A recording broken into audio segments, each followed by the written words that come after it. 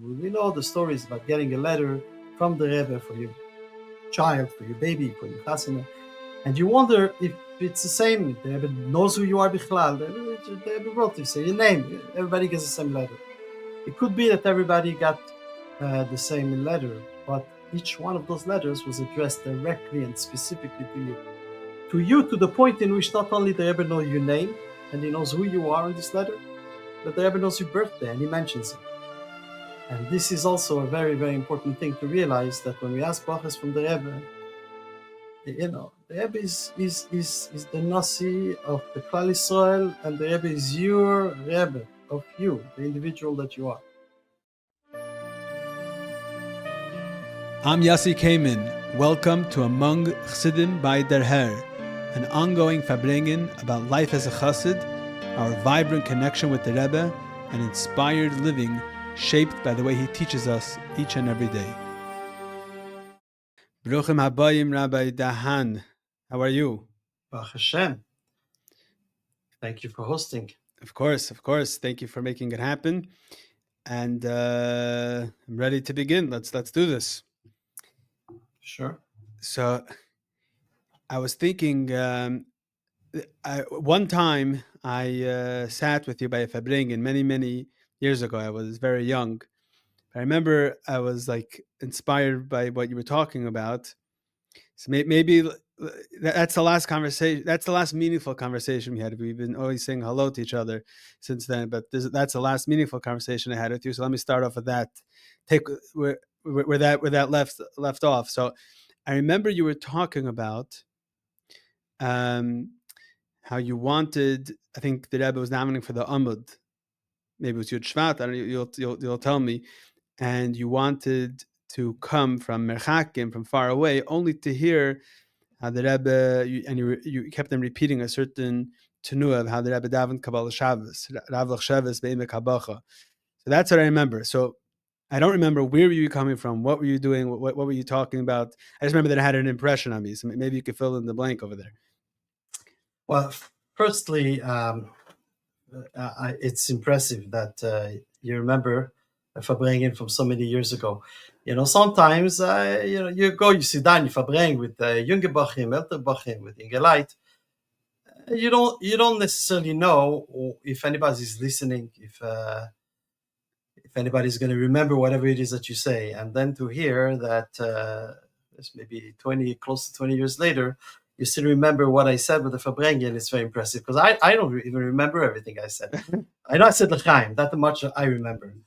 I'll tell you, for me, it was memorable for me because I was very young, maybe 14 or 15. I think it was the first time in my life that I stayed up till, it was the Idalf Nissen. It was the first time in my life I stayed up till, 4 a.m. farbrengen. So that was the first experience for me. So I felt mature. So maybe that's why I remember. But I also remember what you said had an impression. Yeah. Okay, ganz good. So to start, you're starting really with the bang. This mice actually happened Tavshim Dalet. I was on Shlichus in Brunois, which is actually where I'm from. And there's a lot of this very interesting You're from interaction. Brunois? I'm from Paris. From Paris, yeah. Okay. I'm from Paris. My father was in Brunois. My parents got married in Brunois, and then they moved to Paris. But that's I learned in Brunois, and then actually I went on Shlichus Tavshim Dalet. Sorry, could you backtrack a little bit? Your parents are from where? They're living in Paris. They went to Brunois. How'd that happen? You could tell us Bekitzer if you want, or Barichas. Sure. Well, actually, my father, Alav Shalom, was one of the first Talmidim in the yeshiva in Meknes in Ole Sefitzchak under Rabbi Michoel Dahan. How did he end up there is also an interesting story. He was actually he was a yasam when he was very young. His father was a rav in a village, and he passed away. My father was very young. By the time my father was 10 years old in Tafshin Yud, a shliach came to the village, and he went to the shul. That's where the cheder was. And he said to the melamed...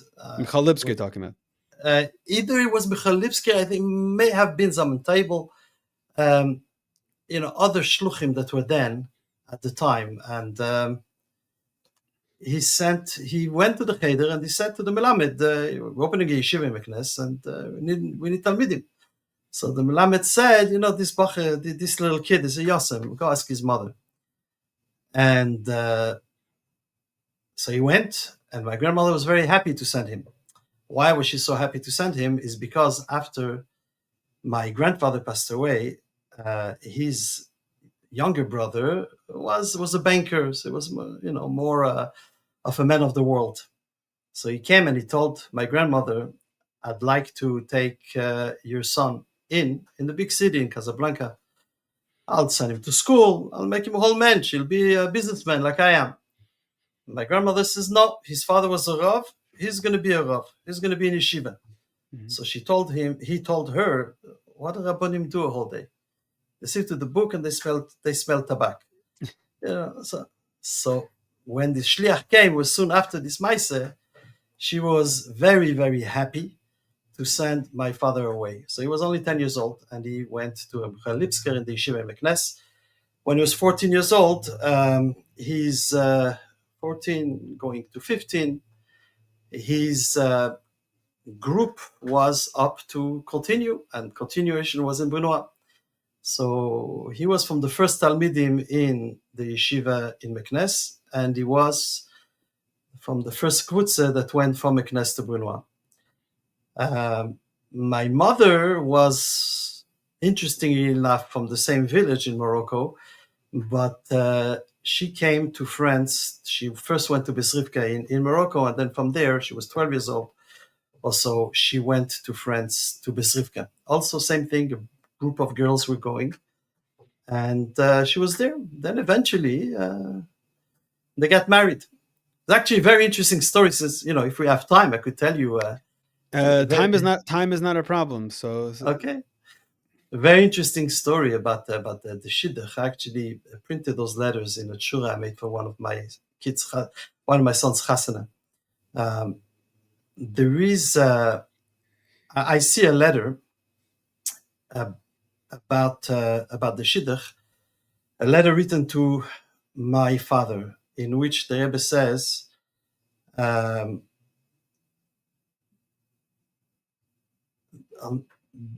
being about the proposition for the shidduch with a girl from Besrivka, being that nachon hadavar be'einei kol asher itam diber, being that it seems to be a right choice based on the discussion you had with all the people you spoke to, so then shidduch b'shato u'mutzlachas. The shidduch should be in a good auspicious time.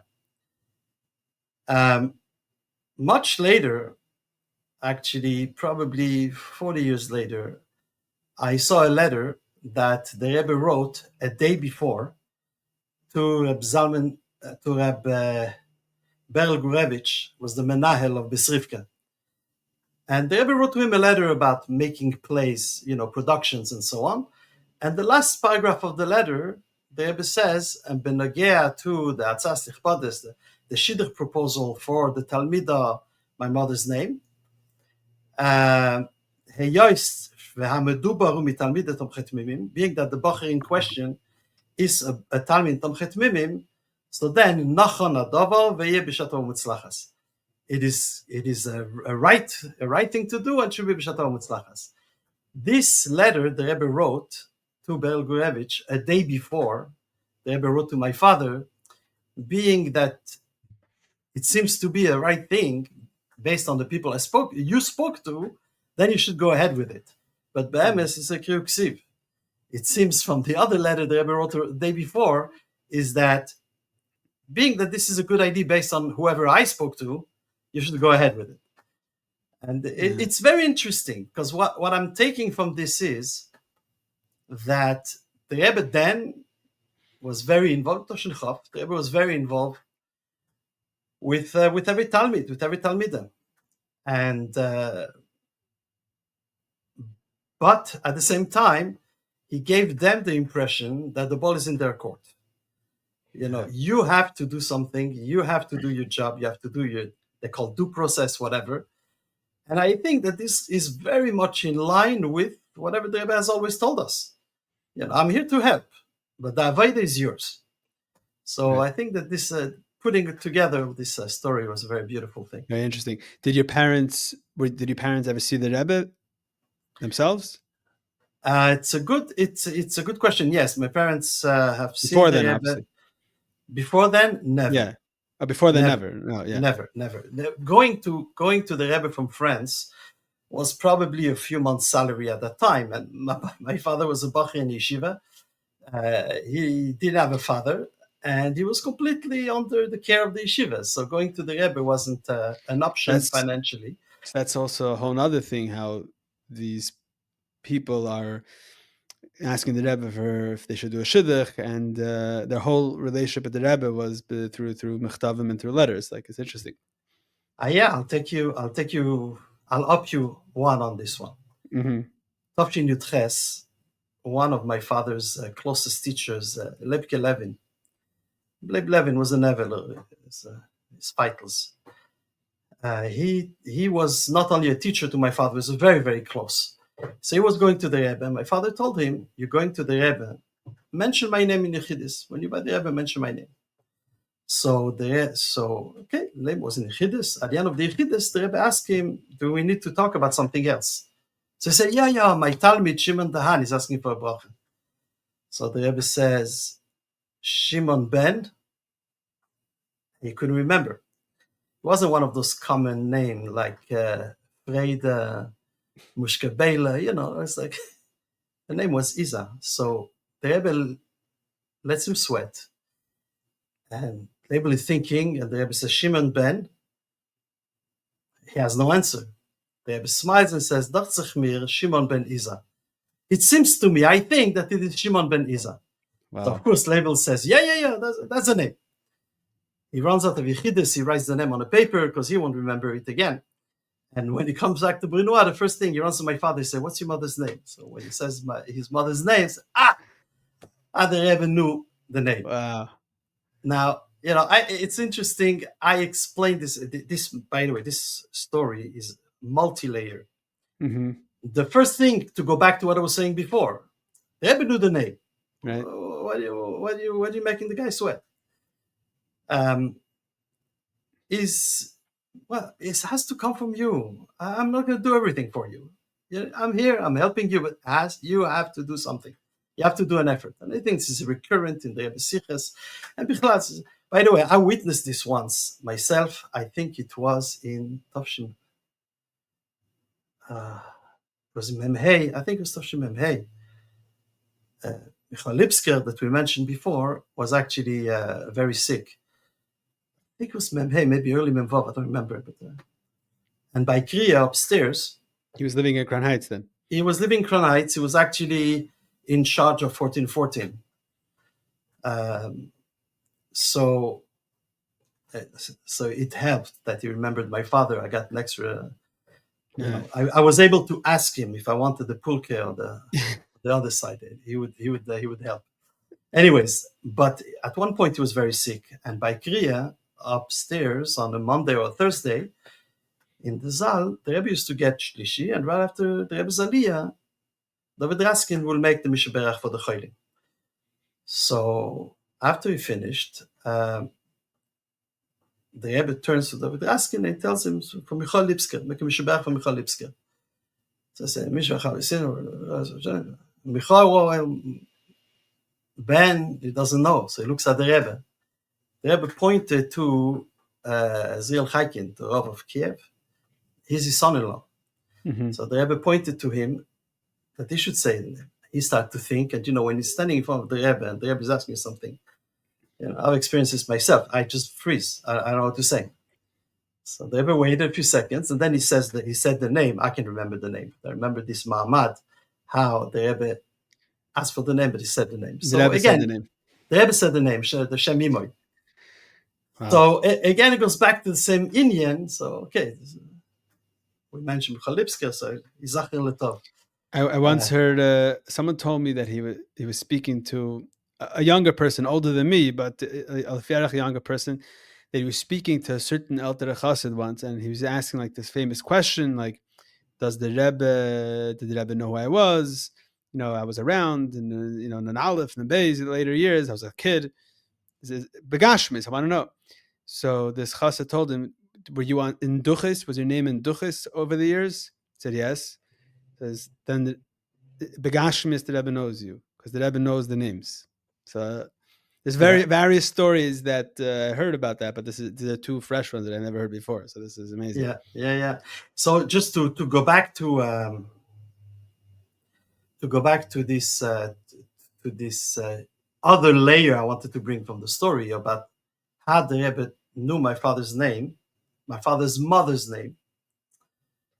I thought then, when my father always told us the story, he told this story many, many times. So I figured, Tafshin Yudches, how many people wrote to the Rebbe? I thought I was a young kid, and I thought that Lubavitch was very small. My father has received letters from the Rebbe already from Tafshin Tesvav. Soon after he got to Bruno, already received letters. And so I figured that for many years, my father is writing, 100 bakim in Bruno, another 100 maybe in Chabad. How many? So the Rebbe remembers the name, because then came Igros Kodesh, and I realized that by Tafshin Yudches, there were already 20,000 letters at least that were already written. So even that, Begashmius is not really shayach.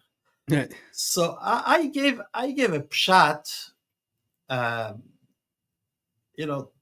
everything what Baal Shem Tov says, Avas Yisrael is even to someone that you have never seen in your life. And so the Rebbe never saw my father at that time. The Rebbe haven't yet seen my father. But when you love somebody, you remember his birthday, you remember his name, you remember his mother's name. That's it. You get a new cell phone, you remember the number right away, because it's nagea to you. Right. My cell phone, you won't remember. But not that I'm not nagea, I know I am, but it's not the same. So the Rebbe loves Ayid. Pashat Kipshuto, he loves Ayid.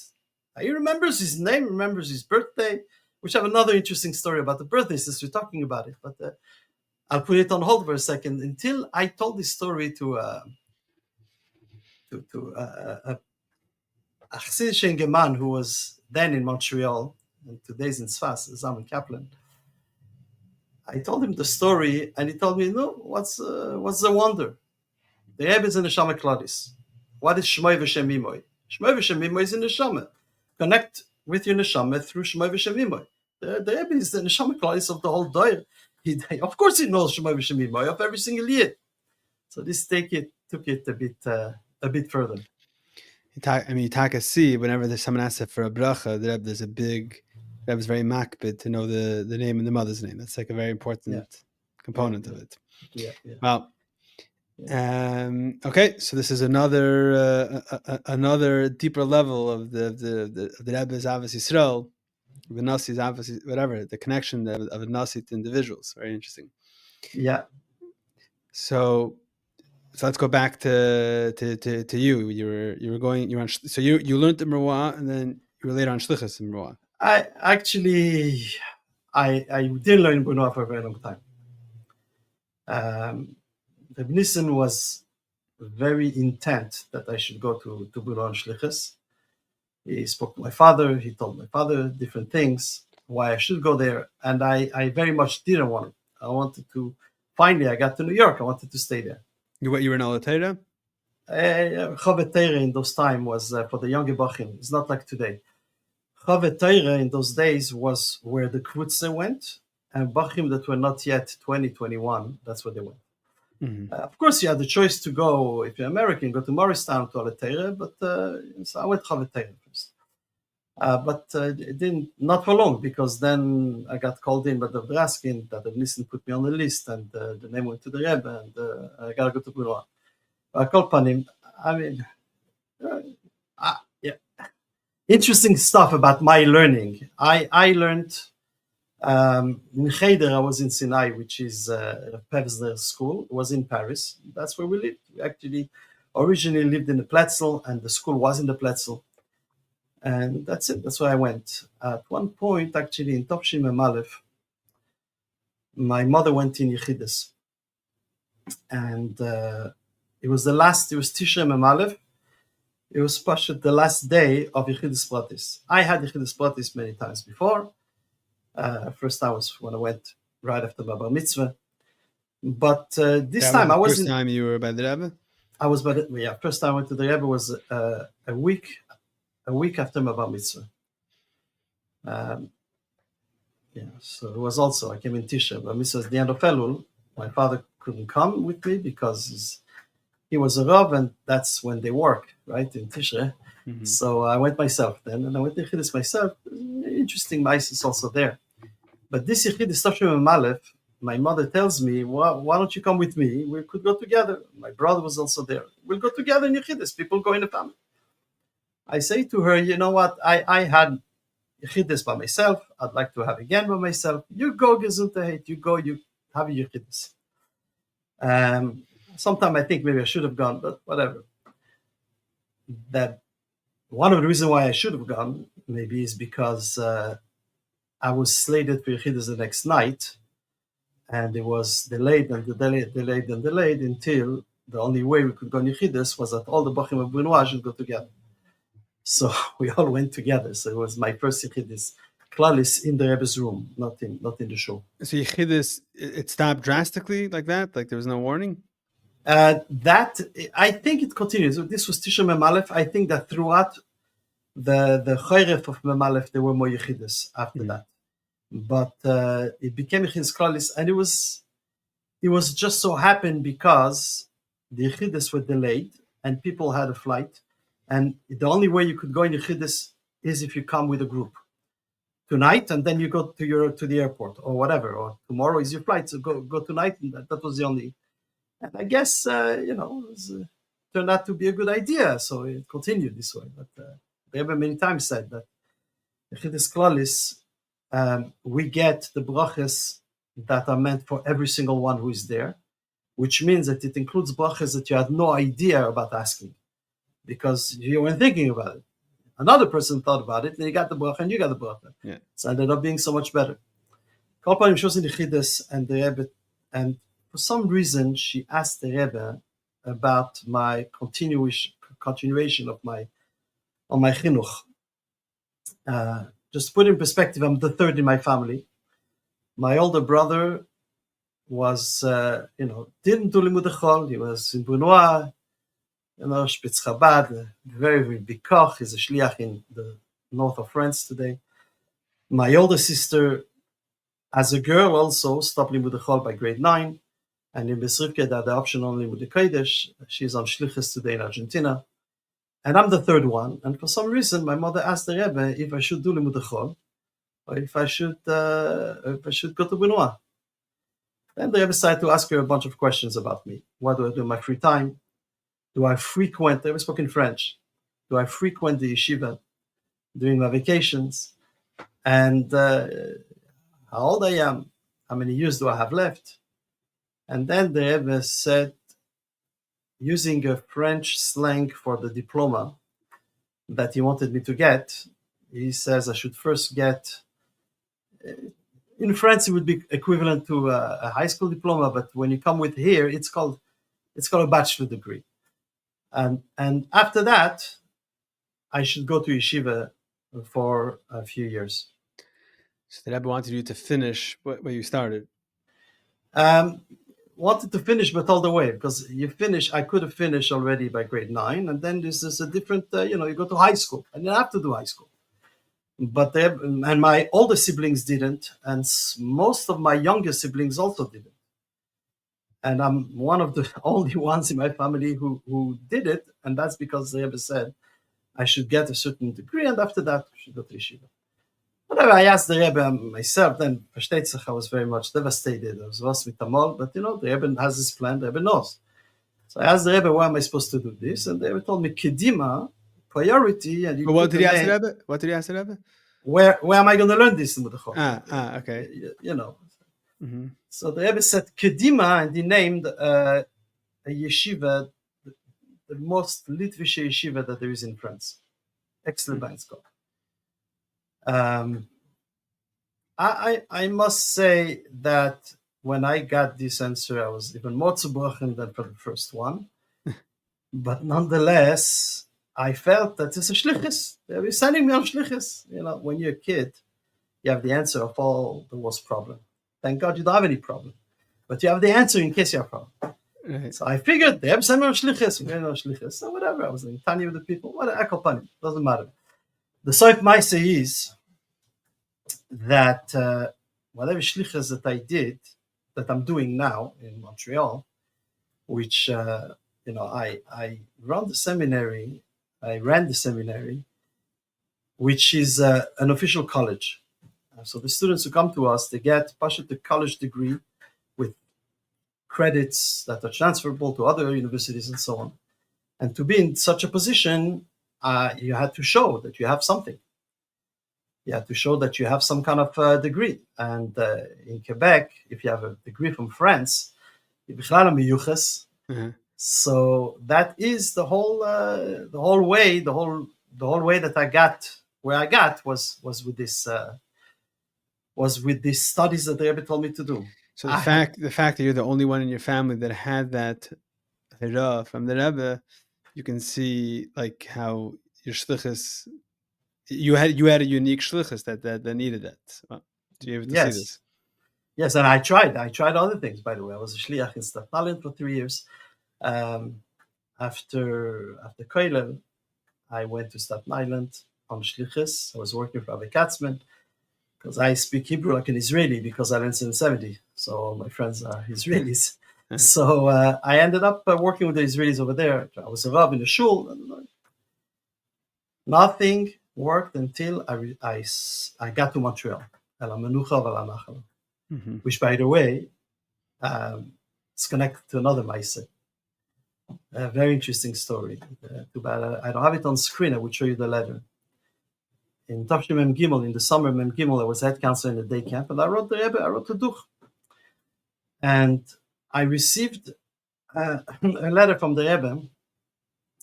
The letter is dated Yema Slichas Tafshim Mem Gimel, and is kind of a Klali Prati, Likas Shana Chadasha, like a letter that the Rebbe sends many people who wrote a bracha for the new year. So the Rebbe is giving a bracha for the new year.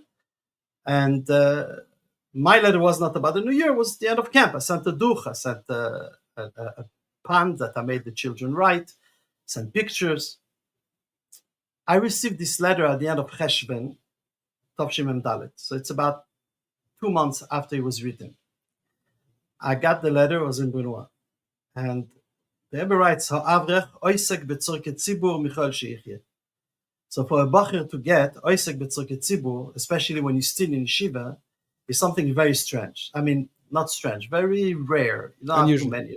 Unusual, thank you.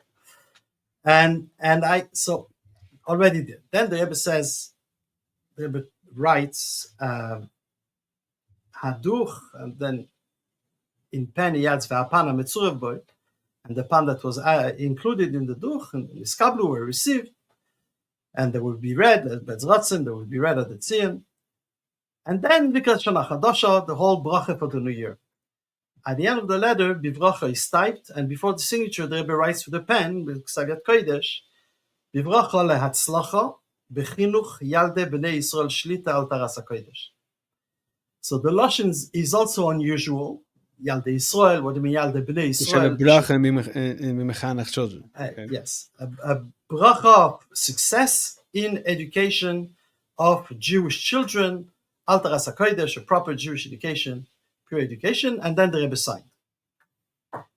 Here, this is, I would say, the third letter answer that I got from the Rebbe that put me in a shock. I was 18 years old, maybe 19 years old, and I thought that Shlichus means going to a city, you take over the world, you turn around the city, you make a Beis Chabad, and you open school, and this and the other. No, Shlichus. This is before Chabad was printed, And that's the way I understood Shlichus. And this was my dream. This is what I wanted to do. And I saw in this letter as if the Rebbe is directing me towards Chinuch. Give me a bracha. So of course I went to the Mashpia. I ran to Rabbi Nissen the letter, and I said, Rabbi Nissen, is the Rebbe telling me that I should work on Chinuch, in Chinuch? So Rabbi Nissen looked at the letter and he says, Haduch, well, what duch did you write? I said, a duch about camp. He said, oh, you wrote to the Rebbe about Chinuch, so the Rebbe gave you a bracha on Chinuch. I said, listen, I like your answer, but the Rabbi Milubavitch, this is the Lubavitcher Rebbe talking here. It's not just you wrote, he wrote, right? So what? So he said, don't worry. So I was happy, thinking that maybe my Shlichus is not going to be in Chinuch. And as I said, I tried all kind of different things. When I was a Bacher, I went on Shlichus in, very interesting places, Mecca Shlichus. Being a Frenchie in 1770, by the way, we're not that many as today. Those years, maybe we're a dozen Frenchies. There were French guests for Tishrei, but not learning. Oh, thousands, of course. But 770, a whole year in 770, maybe a dozen. And we don't get much privileges. But one privilege we got is that my English-speaking friends went on Mecca Shlichus to Milwaukee. I went to the Caribbean, I went to Africa. Places where they speak French. So I that's where I saw myself. And like I said, after I got married, I went on Shlichus and Tagi. Everything was fine, the Pierre, whatever. But they had a different plan. And it's about 10 years after this letter, 11 years after I got this letter, I ended up in Montreal. And ever since, this is what Amoisik is Chinuch. And I don't see myself doing anything else. And I tell people who think that Shlichus and Chinuch is a cop-out. You want to be a shliach, at the same time you want to have fresh baked goods and your kids in the cheder. It's not a cop-out. It's a talent. If you have the talent, the Rebbe chose you to go on that Shlichus. If your talent is to talk to people, to student university, that is a Shlichus. There isn't a lashon in the letter that the Rebbe sent before Yud Shvat of Shin Yud Aleph. This is Hareuyim lezeh, we should go speak in the shuls. Hamuchsharim lezeh, should go and speak to the youth. There is different kishroinus. If you are fit to speak as a rabbi in a shul, that's your job, that's your shlichus. If you are fit, if you are talented to be able to have an influence on the youngsters, that is your shlichus. So basically, shlichus is not necessarily what you want. It is what the Rebbe wants you to do. Well, what's the lashon? Ilu nitztavinu lachtiv eitzim. If our job would be to chop wood, that's also a shlichus, because a shliach by definition is doing the will and the ratzon of the mishalech. That it's not about your career. It's about fulfilling the shlichus that was given to you. So, maybe dafka if you're doing the shlichus that you didn't think you're going to be doing, you're doing it more for the right reason, for the Mishaleach. So, yeah. So this is the Maisa. By the way, I was once Geshe Mendel came to Montreal. Geshe Mendel Garelik from Italy, Rabbi Shalom. He came to Montreal for a chasana. And when I was a bacher, I used to love his farbrengens. I used to hang out over there a lot. So when he was in Montreal, I was happy to drive him here and there, So he asked me, what are you doing here? So I told him the story with the letter. So I told him 10 years later, I understood what the Rebbe wrote in the letter. So he tells me, you're lucky. I have letters 40 years, I still don't understand. What did the Rebbe ask for me? So, Among Chassidim is brought to you by Chassidische Der Herr. We live in a chaotic world. A world where for us Chassidim, as a seinu, lei ra'inu, we do not have the ability to hear and see the Rebbe on a daily basis. Yet we know that the Rebbe is very much with us, and the Chassidus Chabad is alive and thriving more than ever before. One needs to only tap into it. Chassidische Der Herr provides you and your family with the tools necessary to tap into all of this. Whether it's the monthly magazine, the way it all began, whether it's Der Herr books, Der Herr online content, and so much more. Men, women, and children throughout the world benefit and use these tools on a daily basis. Whether it's children enjoying the children's magazine that comes along with the regular derher, or enjoying the children's podcast, whether it's bachrim in yeshivas receiving the derher, whether it's girls in high schools enjoying their hair club in their local high school. People all over the world and from all walks of life enjoy and utilize these tools and take advantage of it. If you're not already subscribed to the Derher Monthly Magazine, do so today at derher.org. That's derher.org.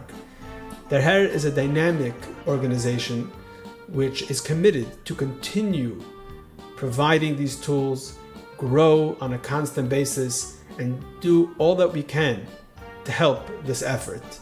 Baruch Hashem, it takes a lot of resources and finances to make this all happen. You can be part of Derher through your financial support as well, through visiting our website derher.org, or through contacting us to setting up a meeting. Thank you very much. Enjoy the rest of the podcast. Okay, so back to let's move backwards to where we started.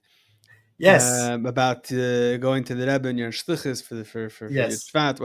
What was that about? Okay, so Yud Shvat was a Shabbos. Tavshin Mem Dalet, Yud Shvat was a Shabbos, and I very, very much wanted to go to hear the Rebbe daven by the Amid.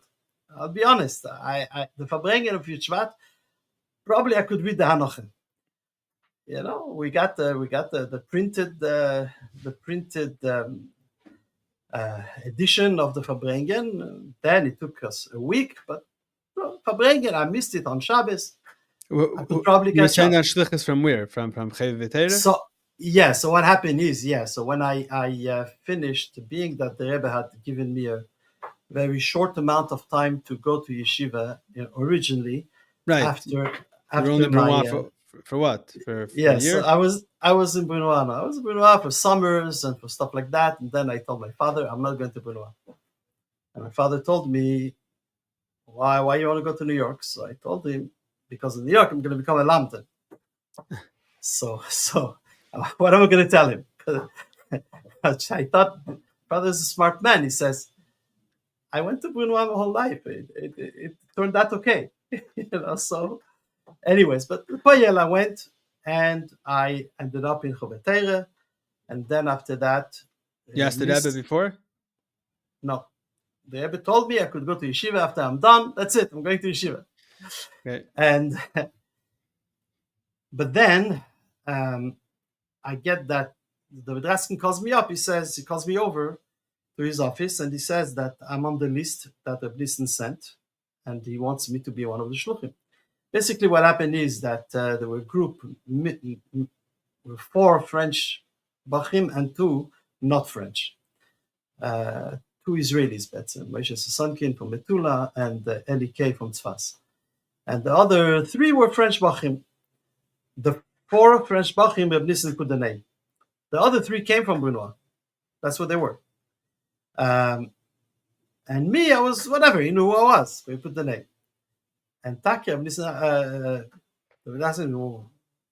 what does Reb Nissen has with you that he insists you should go there? He said, it's not me. He likes my father. It's not me. Kol panim. The answer came from the Rebbe that we should go, and we went. So you didn't spend any time. You were there for a year in New York? No, you didn't spend any time there. I was there a few. Elul Tishrei Cheshvan. I was there for 3 months. Yeah, and that was also that was very strange. That to go on Shlichus, not even you go on Shlichus. The Rebbe sends you from here, from 770. Right. So I guess it was enough time for me to be there. I don't know. Nissen told my father that the whole reason why the Rebbe told me to go and do Limud Chol is so I should come on Shlichus in Brunois, and over there I'll have Ashpah on the Bachim who just came out of high school. Many Bachim over there were from school. New Balit Shuvas and so on. He says, that's why the Rebbe told him to do Limud Chol. I don't know who told him. It could be. But okay, that was Munach by him. It wasn't convincing enough for me. But nonetheless, once the Rebbe said we go. Went on Shlichus. So yes, I was there only then. I was, as I said, on Shlichus Mem Dalet comes Yud Shvat. I wanted to hear the Rebbe daven by the Amid on Shabbos. So I Rabbi Nissen, I say, So you already had this Chassidish derher, no pun intended. You already had yes, such a derher. So this is yes. something that you picked up from the Avirah, from being by the Rebbe for those few months. Like, where did you get For, that conviction that you need to hear the Rebbe down Kabbalah Shabbos? so the first thing is that, I've been to the Rebbe, I came to the Rebbe every single year since my bar mitzvah for Tishrei. And in Topshim Mem Gimel, I wanted to prepare I wanted to get a room and a locker in 70 and so on. So I also came for Shavuos. And then I went back to take my exams, and then I came back to New York. I went to Brno and then came back to New York. So being by the Rebbe for so many years, even if it's only for Tishrei, makes it that you're not just by the Rebbe for Tishrei. You go to the Rebbe for Tishrei, and that's it. You belong to the Rebbe. That's it. So when you come back, you hang out with the Chassidim. I hang out in Brno. My brother was in Brno then. I was a kid. I was in Brno every other Shabbos. Every time I had vacation from school, whether it is in the summer, in the winter, that's where I went. And farbrengen in Paris also some farbrengen. There was some younger light I became very friendly with when I was already an older bacher. So very Chassidish younger light that live in Paris, and you get this lachluchis. You get it. It comes to you. It comes to you. And my brother was also definitely a huge ashpah when it came to that. Listen, the Chassidishkeit, the dark Chassidus that I got from home, was my father singing nigunim and telling us stories of the Rebbeim and making sure we write a pan to the Rebbe before you Shvat. This was pretty much the extent. So we had all the Sfarim, whatever, but the koch of Rebbe is something that I got, more from, I would say, my older brother, but also the Sviva, being around Chassidim, for sure that, like I said, my father got many letters from the Rebbe, and he wouldn't do anything without asking the Rebbe, and so on. But still, that thing, I need to be by the Rebbe for Yitzhak, this came from the Arum. Okay. I had heard the Rebbe daven by the Amid before in previous years when I was by the Rebbe. Vav Tishrei, I don't remember if Vav Tishrei once for Shabbos. Vav Tishrei had fallen on Shabbos, but I just wanted to hear the Rebbe, how the Rebbe davens on Shabbos. During the week, I heard it, I was there, but on Shabbos, I wanted to hear. So I went to Rabbi Nissen, and I asked Rishus. Rabbi Nissen say, we don't travel in middle of the Zman. You're in the middle of a semester, you don't travel. So I says, not true. There was a goyrel, and the Zochev goyrel is going. That means that there is a possibility of getting reshus. So he said, yeah, the Zochev goyrel is going on everybody's behalf. And that wasn't you, so then you're not going. So I said, listen, it's Shabbos. I'm not going to miss much Seder. Friday, you know what? I'll travel Friday morning. And if you want, it's a winter Shabbos, I'll come back Motzei Shabbos. I'll be back. I'll miss the Friday Seder and the Chassidus Sunday morning, and maybe the Seder Motzei Shabbos.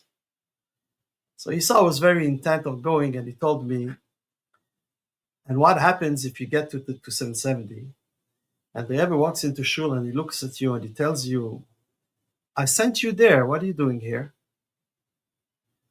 So when he told me those words, I know that, the pen and paper were ready for him to write to the Rebbe. This Bacher went with that Rishus, Mm-hmm. So that's it. He's going to report you. Definitely, because that's the way the Anhale was working. I don't know if it still happens this way, but that's the way the Anhale was going all the years. They never wanted to know a report. So I said, this is, that being sent on Shlichus and you're going and doing your own thing. So I decided to stay. But of course, being that after that I spent from the summer of Mem Dalet until Tafshin Nun Dalet.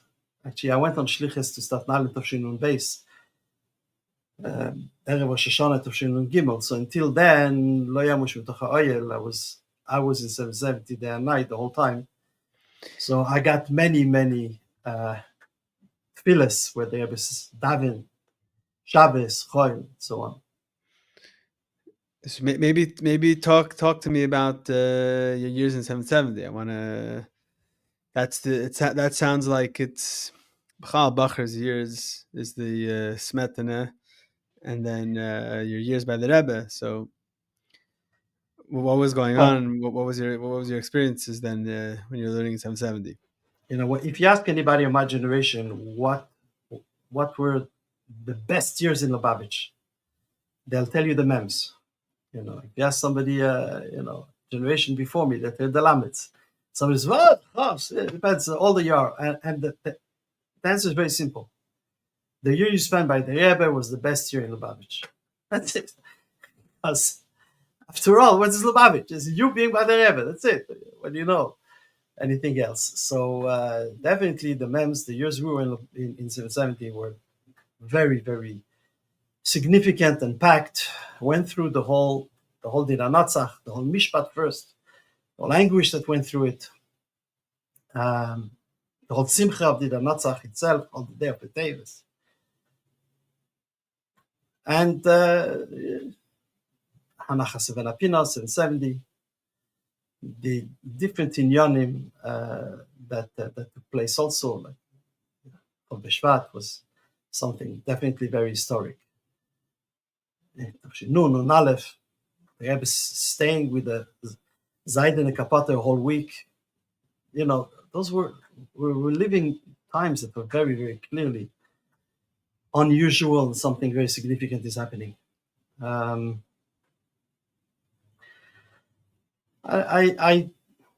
can't really pinpoint on I don't know, what should I say about my times in 70. I don't know. I could tell you that first of all, when you're in 770, the clock is not your watch. The clock is what's happening by the end.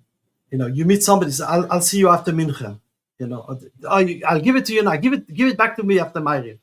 Like our sprach, that was all about after the Rebbe, after Kriya, when the Rebbe came to Kriya, you meet people, your whole time frame, you know that this is the time, you are going to be in 770 with the Rebbe. So our clock somehow was the whole time was around the time we're going to be with the Rebbe.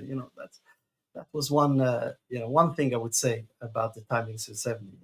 A very, very a very special moment also was every day when in the winter when the Rebbe came in from Ma'ariv in middle of the Seder. I learned upstairs in Zal. And the Zal upstairs was as packed as it is today, not that many, maybe 40 guys, 50 guys. Yeah, it is what it is. It's a limited capacity. That's the space. And, we sit a whole day without our hat and jacket. We come in, you fold your jacket, you put your hat, you hang your hat, and then you open the Gemara or whatever it is that you're learning. And then, with Tamal come the Zman, in the winter, in the Mems, the Rebbe came to daven Ma'ariv at the Zman. Very, very often, they went home early. So in the middle, you're sitting there, and then you see the door of Gan Tachten opens. So right away, put on your hat and jacket, stand up, and the Rebbe comes in. It's right in front. Davening about, 5 feet from you, 6 feet from you. And this in itself was a very, very special. I could tell you one thing, talking about the Derher, is that many of the bakim, when it came time that Rebbe would walk in, they would run out and dive in the hallway. The door to the hallway next to the Amid, next to the Chazan, was always open. So we dive in the Rebbe's minyan, but if you felt, for whatever reason, you didn't really put in all your effort in learning, and so on, or you didn't, whatever, you didn't feel fit to be in the Rebbe's Dames, so to speak. So many guys would go and stay and daven in the hallway instead. Because the intensity of being in the Rebbe's Dames, the Rebbe is walking, is right in front of you, davening. Downstairs, you don't want to be Mizrach, you could be Ma'ariv, you know what I mean? But upstairs was a very different hergesh. You could feel the Rebbe's presence. Yeah. They would look at people, look around. Yeah, for sure that the 3 weeks of the mishpat where we had to take turn, we couldn't go. We didn't have reshus to go every day to the court. Number one, because you're not going to pack the whole room, and number two, because without learning, you have to learn. Of course, some of my very good friends were there every day. Somehow, yeah, of course. This is, when somebody wants to Rebbe Mamuna you find a way. They gave themselves jobs, I guess. Yeah. But the few times that I went, that I got to go, was also felt, seeing, for example, Mentlik sitting there in the front with other members of the Chabad, not necessarily understanding what's happening, but saying Tilim.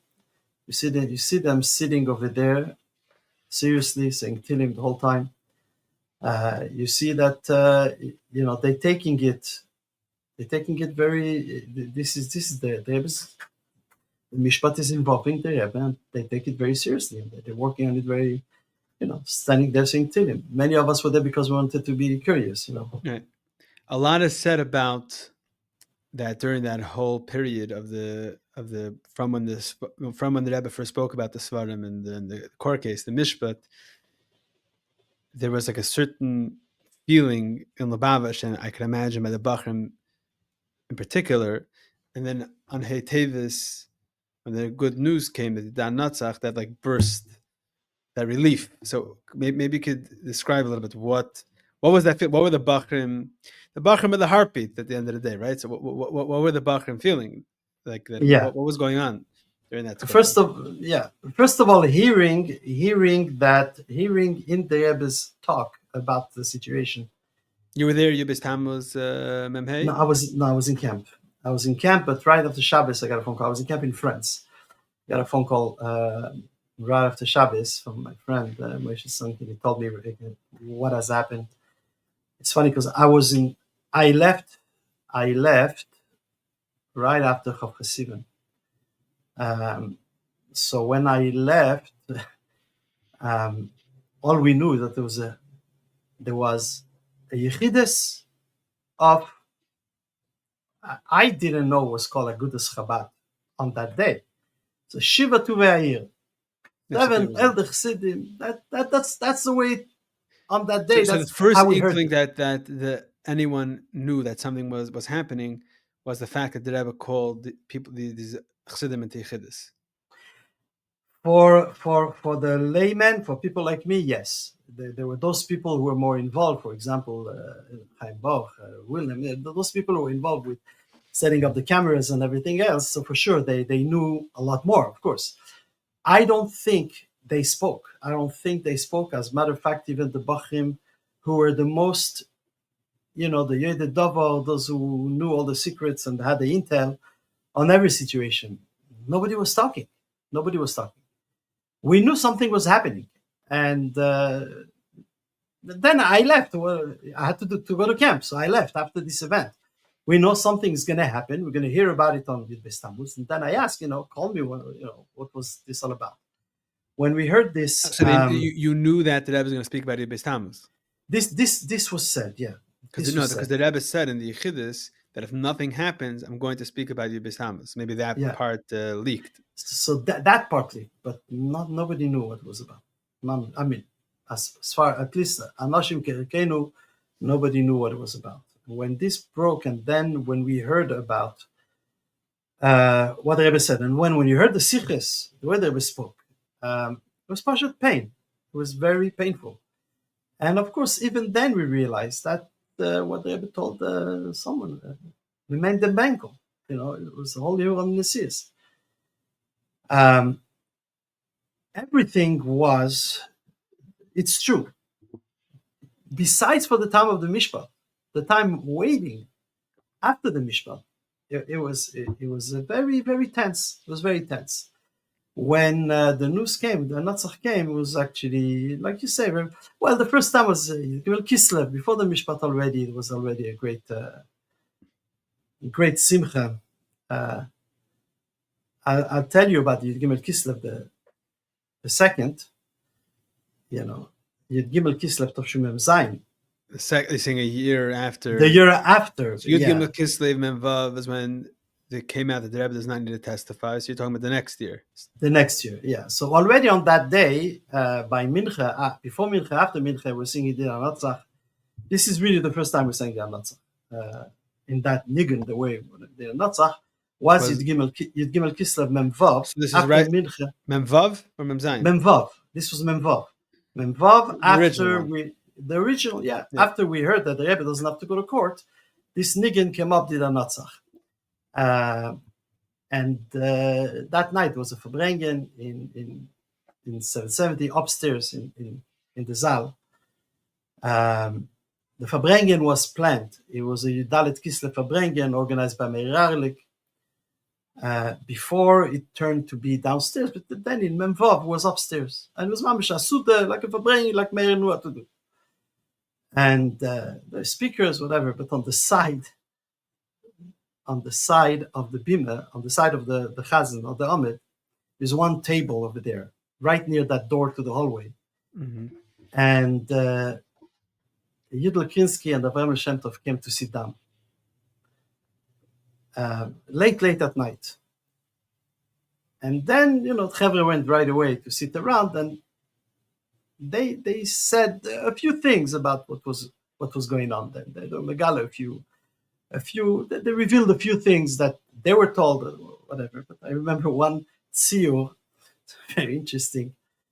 Avraham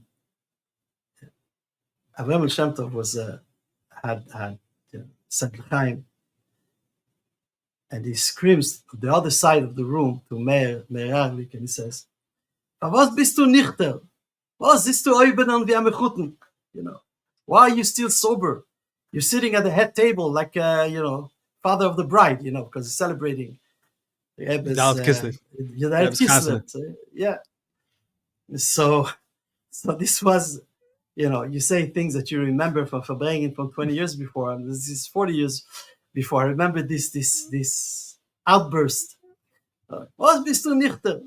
This was like, this, like I'm saying, already the first relief kind of thing from that tension was Yud Gimel Kislev. People were a little bit besimcha. Yeah. And then, of course, Yud Gimel Kislev the year after. So someone then, a bacher then by that farbrengen made up Didnt Natzach, the song? No, it's not true. We sang Didnt Natzach after Mincha. So it was before that? It was before that. We sang Didnt Natzach after Mincha in that nigun, the way we sing Didnt Natzach. That night, by the way, there was a chasana, Itche Springer's son, got married to Ber Lazar's sister, to Moshe Lazar's daughter, if I'm not mistaken. That was the chasana, and over there, Ber Lazar started Didnt Natzach. I mean, the whole chasana over there was Didnt Natzach. Mm-hmm. And it was in the evening after Yud Gimel Kislev. Then, whatever, we went 770, and then came the farbrengen. Versteht sich that a year later, when Yud Gimel Kislev came about, we were... You saying the first year? The first year, yeah. Commemorating, whatever, the first year of... Yeah, the first anniversary of the original Yud Gimel Kislev.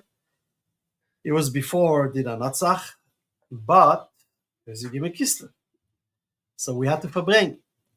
And we were maybe 20 bakim.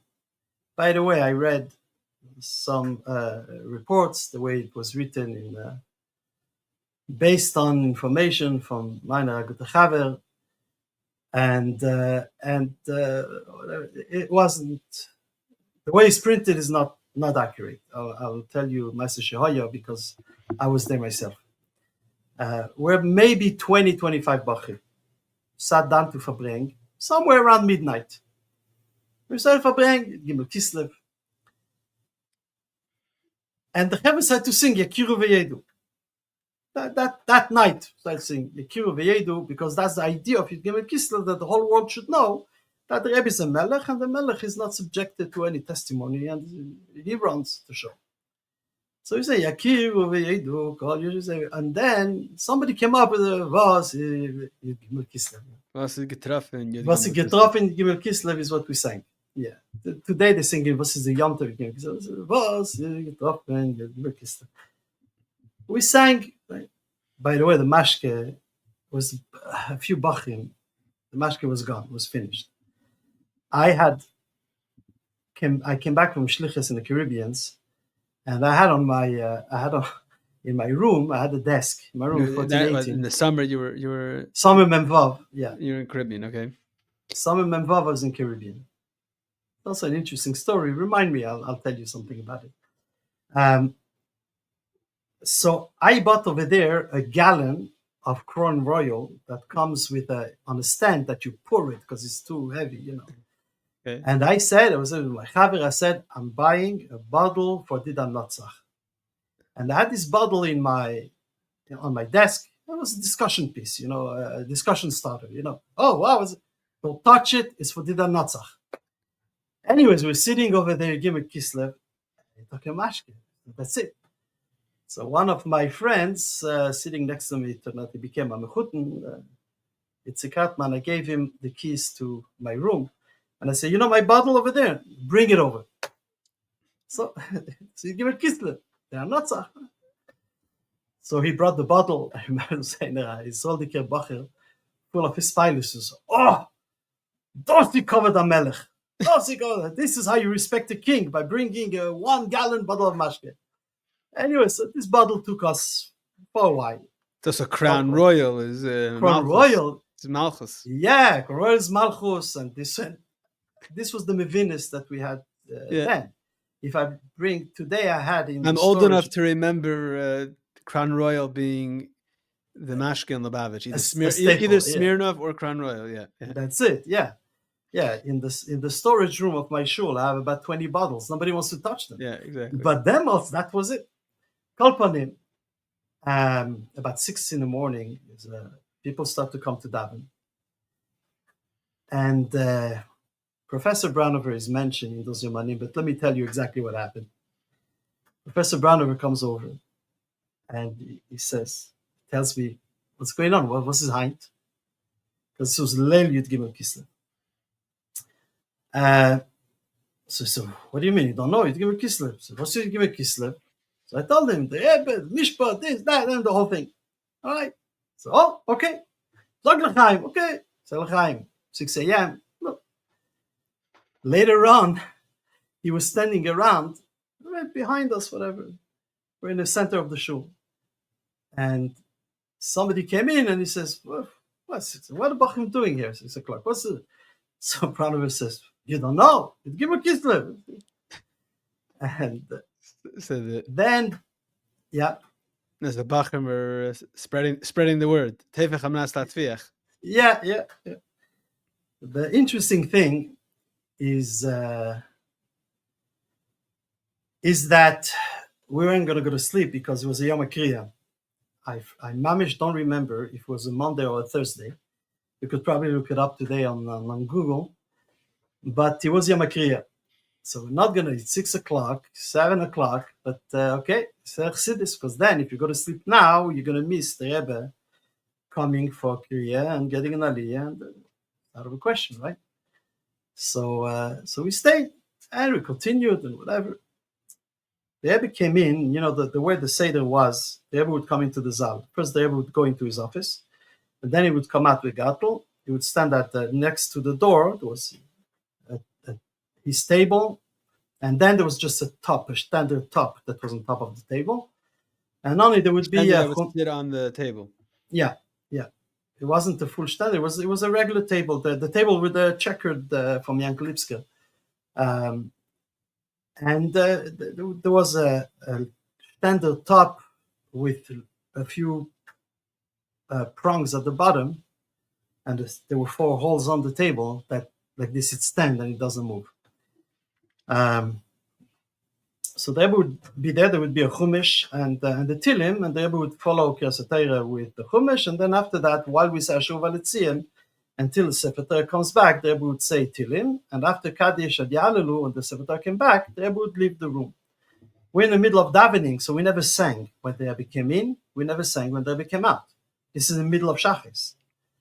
But a few of us, I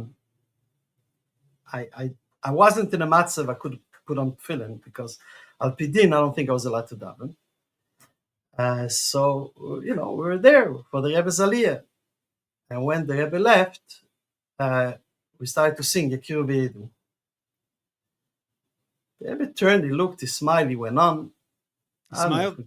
Yeah, I heard a shmua that the Rebbe asked Label what they're saying. Then somebody told me, no, it wasn't that day. It was a time when the Rebbe went to the car and was singing outside, and the Rebbe asked what it is. And when they told him, he smiled, called on him. This was I don't remember ever that we sang when the Rebbe was coming for the tefillas. I mean, in the middle of davening in Shachis. He asked me, would I do that again today? For sure not. But after a lot of mashke, and then, like you said, it was the tension of that time. Was like Hayom Tov, yalla. But whatever. If we they have acknowledged it one or another is doch good. Yeah. So this was Yud Gimel Kislev. So that was this is Yud Gimel Kislev, So and less than a month before it is. Right, and then right after this is the prelude and Yes. the Hakdama to Yes. the explosion of Hey Tevis. Yes.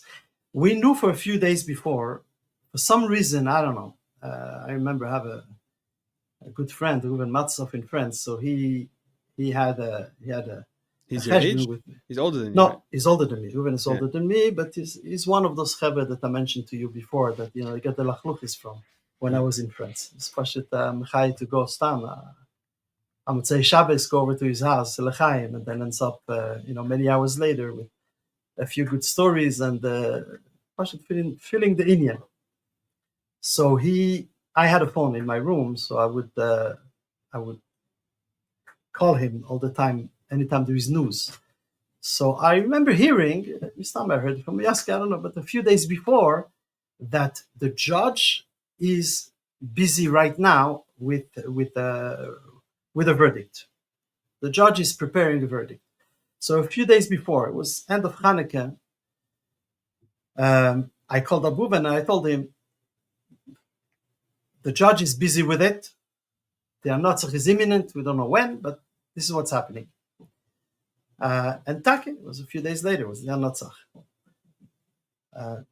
Let me tell you something about Verstetzach. Everybody knows, everybody saw the videos. Yossi Piamenta was davening Shachis. This was, around 11 o'clock. And we started to dance outside. So he finished Shachis, he went to his car, he took out his guitar, and he started to play in front of the Rebbe's office, in front of the Rebbe's window. Started to dance over there, and more people came. Station wagon pulled over, opened up the trunk, and there were cases of mashke. Station wagon went onto the parkway, like after the service lane. Cases of mashke went out. People were saying Chaim. And I have a friend who was going to France that day because he was getting married on Thursday. So he stayed till the last minute so he could get the siddur from the Rebbe the day before he travels. And he was getting the siddur on Hetevis. And I went to him and I was like, you're going to be the first civilian, not part of Maskiris, not part of the Mishpat, like first Chassid. You're going to see the Rebbe. You come out, you tell us what's sitzach, Right? He came out after a while, and he tells me the Rebbe looked very serious. So I thought, I don't know what you're talking about. You are very serious. Finally, we're waiting for this day for years, and you living. You sad, you're just serious, you're depressed. So when you're depressed, you see everybody around you depressed. You know what you're talking about. He says, I know, I've seen the Rebbe before. The Rebbe looked very, very serious. I don't know what's going on. But Lepoyel, we saw the Rebbe come in. You see it in the video. So we were there by Bincha. And in the front, I was right there, Mamash by Mizrach. Nobody was nichter, and we were singing, and the Rebbe came in, and the Rebbe didn't look. The Rebbe didn't encourage the singing. Yeah, we expect it's not what we expected, so to speak, right? I realized maybe this Bacher was right, and Lachar Maaseh, we know the story. The Rebbe immediately asked if there would be an appeal, and when he was told there would be an appeal, the Rebbe closed the door. The Rebbe was turned very serious. Even the Maaseh with the Tachanun, Yeah, the Rebbe started saying. The Rebbe started saying, but there was a chassan. It was true, there was a chassan. And so Lepoyel, we saw that it was very serious. But yet the Rebbe said a sikha, and then on the other hand, in the sikha, the Rebbe said very strong asis about what happened that day. Yeah. Did the Rebbe turn it to Yom Tov? I think the Rebbe turned it to Yom Tov L'Shana Haba. It was the next year. It was Tavshim Memches. It was a Shabbos. The Rebbe said that this is just the Rebbe linked in that sikha to Chanukah and Purim. The Rebbe spoke about Pirsum Nisa, Tavshim Memches. The Rebbe started the farbrengen by saying that as it is was misparsem in a way of Pirsum Nisa, and then what happened last year, and then the Rebbe says the Shana Haba Kevom, which is just like Mamish. The Rebbe established it as a Yom Tov. We understand that this was after the appeal was won, and this was after the whole thing was over. And that take was take the real Yom Tov. But nonetheless, even Tafshim Mem Zayin, we dance every night, and they didn't stop us until Yudalev. Right. The Rebbe said a sikha every night. The Rebbe said a sikha. And then the sikha, the Rebbe said it was a rotzen. The Rebbe said it was a rotzen. I mean, the Rebbe asked to write the pan, whatever you want to write, and anyways, we're not going to read it, so don't worry about writing exactly what you want. It's going to go Besara Shemaima. There was no fax system. It's not like you send an email today. I remember... There's no fax, Mem Zayin? Mem Zayin, Yechidim had fax. Maskiris didn't have a fax? No, Maskiris didn't have a fax. Binyamin Klein had a fax in his basement, in Mem Zayin, and that fax actually belonged to Yosef Gutnik, and he bought it and he put it by Binyamin, so Maskiris should have a fax. Binyamin had asked me a few times to go pick up some letters from there and bring him. So sometime, in between two taisves, I would need air, so I would go into Maskiris and no, Binyamin, ma kore, ma chadash, so he said, go to my basement, get me some these faxes. That machine was the size of the copy machine of the 90s. It's the size of a table. Yeah. It's huge. That was the fax. Then in Mem Zayin. And I don't know what the capacity, how much it could take. So for people from all over the world to send it, everybody had to find a different tachbula, one way or another. My friend Mendy Azimov, today at Czech in Paris, he was in Oletere then. And his father, Mule, Alav Shalom, had a huge following. And of course, I would assume somewhere around 1,000 people who had to send a fax. So you should get to the Rebbe before it goes to the Oyed. So then, as we all know, everybody, especially the Americans, Frenchies come to the Rebbe by the thousands. How do they come to the Rebbe? They have to fly. So Mule had a special deal with their friends that when the people came from the Beis Chabad, or when Beis Chabad called Air France for a ticket, there was a special deal. So he used his connection then, and he took all the panim that people sent. He took them to the central office of Air France in Paris, and he sent it to the office of Air France in Manhattan.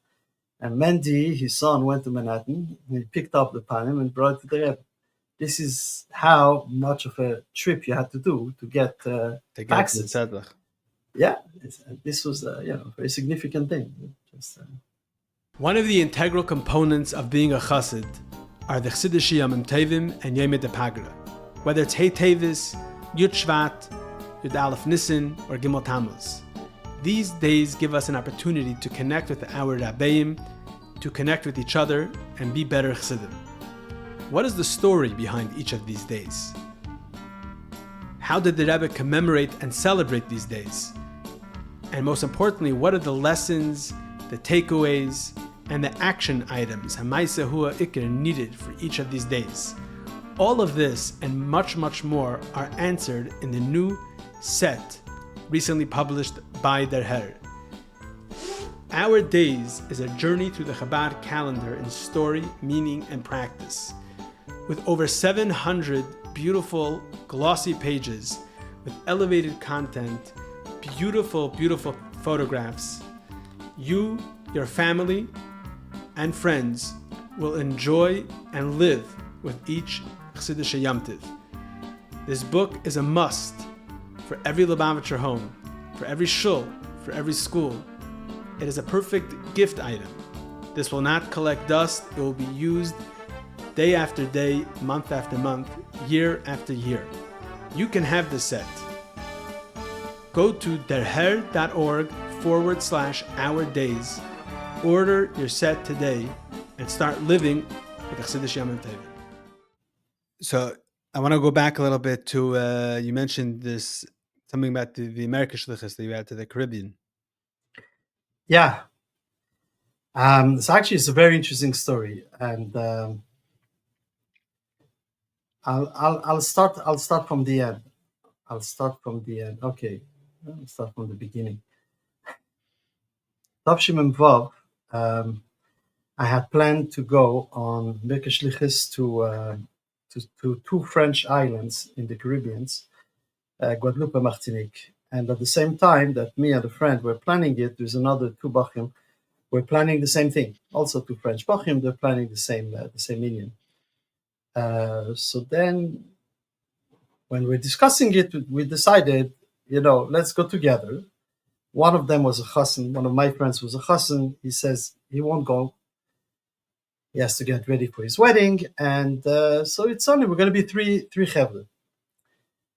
And the three of us were going to France for July to do camp.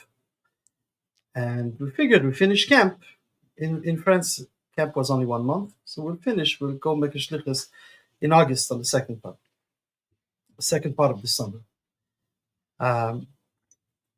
So we made plans to print a Tanya over there and so on. So each one had, took a job, raising money to print a Tanya. That was my job. And, getting mezuzahs, they got the sfarim, whatever it is.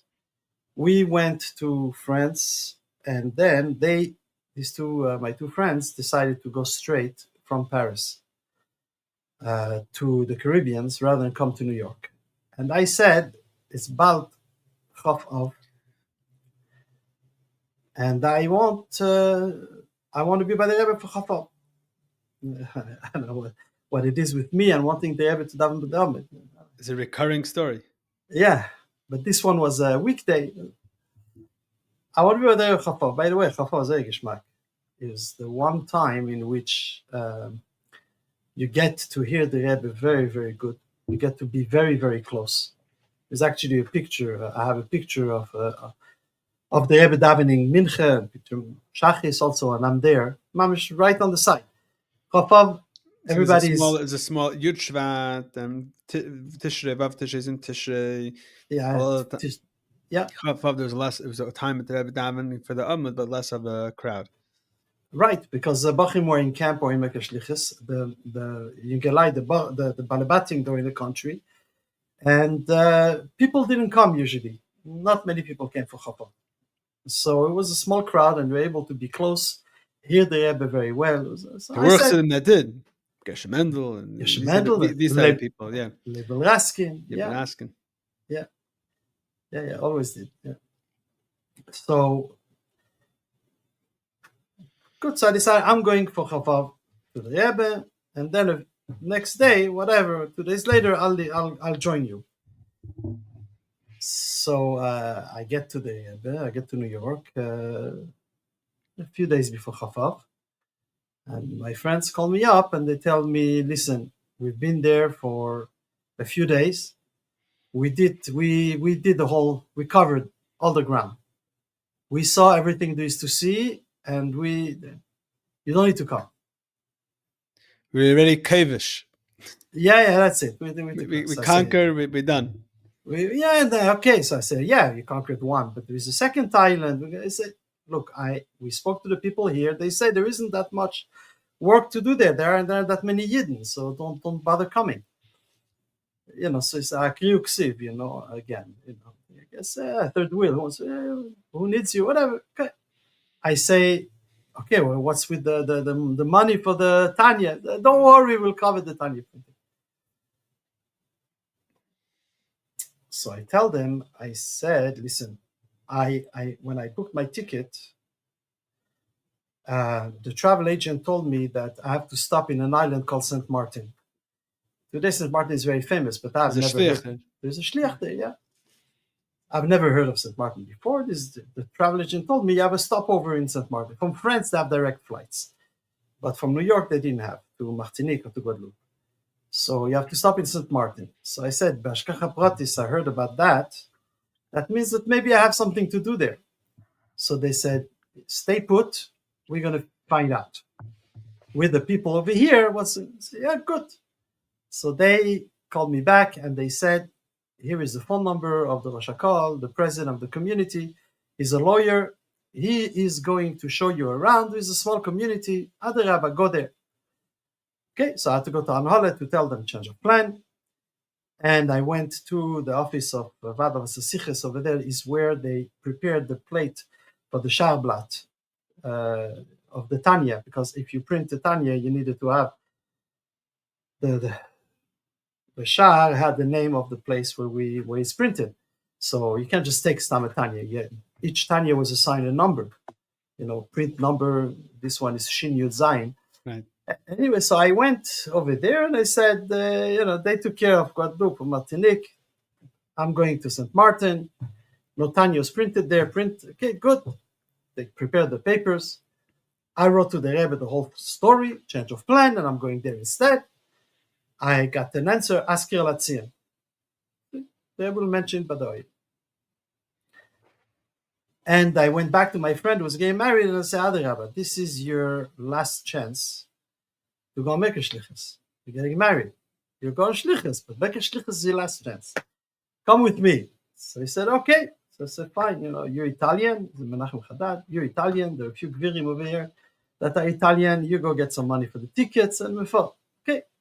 So What they did? There's no payment from Merkez for there was tickets? First of all, in the MEMS, it was very different. Mekah Shlichus was very when you went to all those places in America, yeah, it was covered. When you went to further places, it didn't happen. I remember Moshe Kaplaski Rosham told me once, he says, we don't send the Mizrach HaRochik, because it was another French place I wanted to go to, and told we don't send to Mizrach HaRochik. Then I asked about this place, he says, it's a French territory, it has to do with the French Shluchim.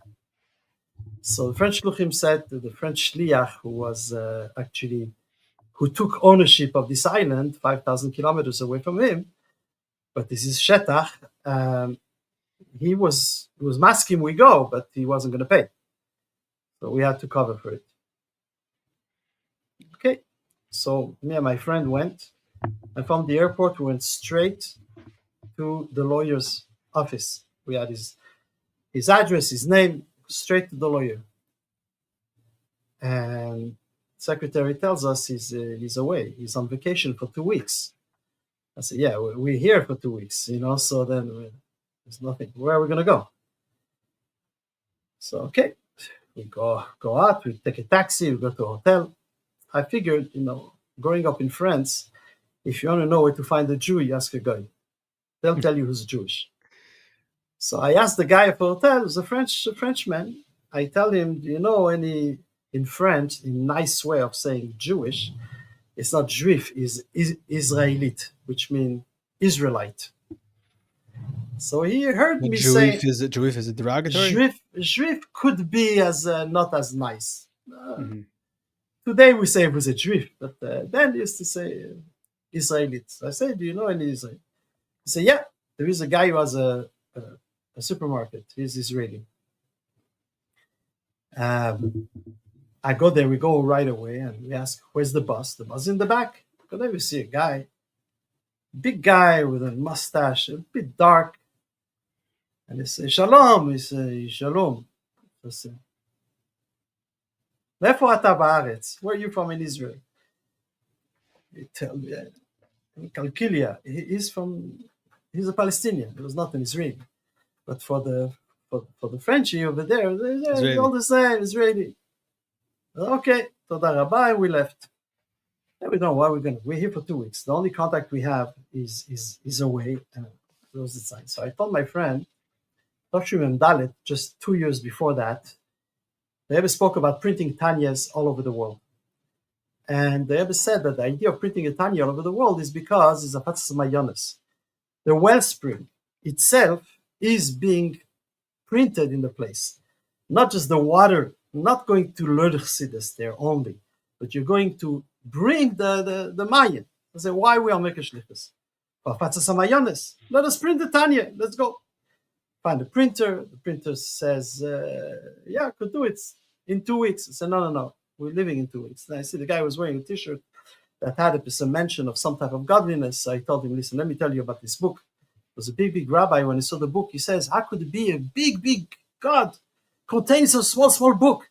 Now you want to print this book in your print house? And the guy said, oh yeah, I do it today. I start today. Anyways, we stayed over there till he starts making upset. It wasn't coming.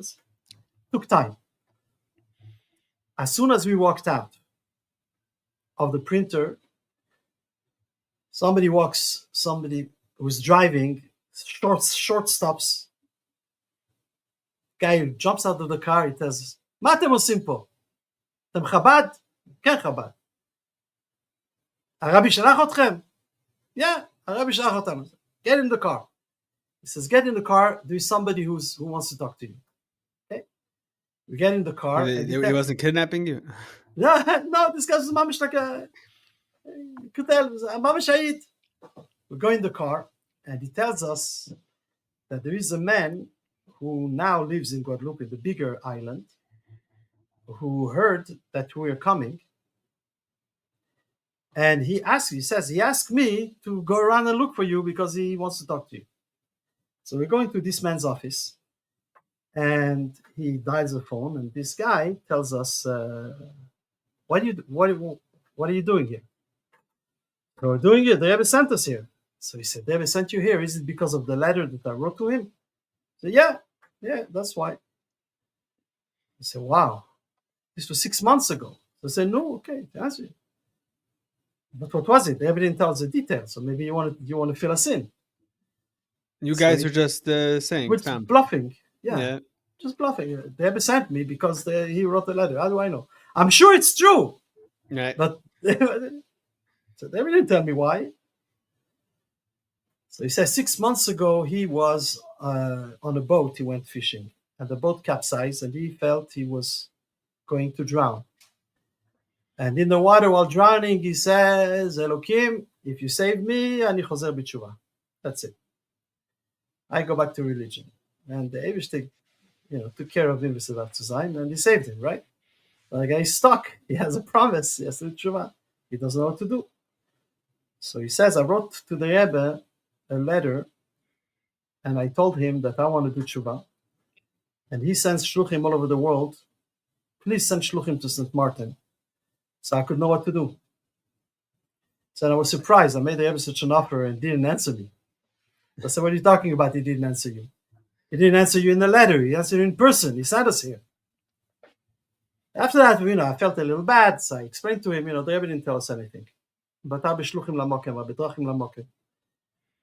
The Rebbe doesn't have to call me in his office and tell me I received a letter from a Jew. And the Rebbe made it that the travel agent told me there is St. Martin. My good friend told me, please don't hang out with us. And this whole thing came together, and we're here. Anyways, this guy Taki became full and so on. But just to tell you the rest of the story, which is amazing. I mean, after that, by the way, this Israeli guy who took us to his car, took us to every single Jew in the island. Everyone. We went to the in the Duch, I wrote to the Rebbe everything. I wrote to the Rebbe in the Duch that the whole story, how we met this guy and what he told us about the Rebbe, and I just told the Rebbe that, and we explained to him that Arbe Drachim Lamokim, and the Rebbe found a way to send us here. The Rebbe answered to the Duch, Niskabel V'tach Haskir Alatziyah. Anyways, fast forward 30 years. A few years ago, Gimel Tammuz was a Shabbos. And I have a klal. If Gimel Tammuz is a Shabbos, I come to the Rebbe on Friday, and I drive back to be Shabbos with my Oilam. Because if it's in a weekday, nobody's there. Everybody comes to the Rebbe, everybody goes to travels. But if it's a Shabbos, I have to farbrengen with my people. You have a shul of Anash. I have a shul of Anash, yes. Interesting stories about that shul. This one is the first Lubavitcher shul in Canada. Nusach Ha'ari. It was established by the Rebbe's great uncles, Lavut, in Tavish Ayin Hei. The great uncles or like whatever. The Rebbe's the sons of the Kavnaki. Of the Kavnaki. Yeah, the two sons. Frierdiker Rebbe actually asked them for the Kisvei Yad to print it. Mm-hmm. So they were basically Rebbe Simcha's uncles, two brothers. They established the shul. I'll tell you a few interesting things about that later. We have the time. Kol panim, Mashul's shul of Anash, so I figured I have to farbrengen with the Oilam. So I stayed. I went to the Rebbe. I drove straight from the Oyel on a Friday afternoon. I was listening to farbrengens and so. And I felt very, very, lack of a better word, bamacht, I felt unsettled. I felt very uncomfortable. What am I doing there? Why I am not by the Rebbe for Gimel Tammuz? Fine, I have a Shlichus. I have to deal with the Oilam. But still, I didn't feel good. Like, I want to be with the Rebbe. I mean, I'm with the Rebbe. I want to be in the Adamis. Anyways, on Friday afternoon, when I get a phone call from a group of Meshech Chabad who said, would you be able to come and give us a speech for Gimel Tammuz? So I said, okay, fine. Before Mincha, I'll come in. I'll say the speech. So part of my speech over there is to tell them, I told them the story. This story that I told you about Mekeh Shlichus. Why did I tell them the story? Because I said, the Rebbe, you are where the Rebbe wants you to be. Amol, the Rebbe wanted to send shluchim, you had to call them up and you had to say, you go there. Today, the Rebbe is telling you, you need to be there. That's where you need to be. And I said, today, even after Gimel Tammuz, there's no question that the Rebbe is sending his shluchim exactly where they have to be because he wants them to be there. So from that perspective, we're here for Gimel Tammuz, but we're here because the Rebbe wants us to be here. And I told him the story exactly that the Rebbe wanted me to be in St. Martin in the summer of Tashim Vav because that Jew needed it. As I'm saying the story, there's a lady who gets up and she tells me, do you remember the name of that person? I said, of course I do. His name is Sylvain Ada. She says, that's my husband's uncle. She tells me, I knew the part of the story because he had told the story that he was going to drown And he made a promise that he's going to do tshuva, and he was saved, and he did tshuva. 2 days in Eretz Yisrael. He has a long beard. He learns in kollel half a day, and so on and so forth. But he never said anything about the letter to the Rebbe. So I was blown away. I was like, number one, this is the Rebbe telling me, you feel bad that you're in Montreal on Gibel Tammuz. I'm here. I'm part of your story here. And I was very happy that, sometimes you tell a story and somebody upschlags you. Over here was a support, a confirmation of the story. So I told her, I said, this is unbelievable, because this is telling us again how the Rebbe wanted me to tell you this story, so you could know the rest of the story. And please send him my regards. Anyways, the next day on Sunday morning, I get a phone call from the husband of this woman who says, I called my uncle this morning, and I didn't want a phone call. I wanted to see him, so I FaceTime so I could see his reaction. I told him the story, and his jaw fell to the ground.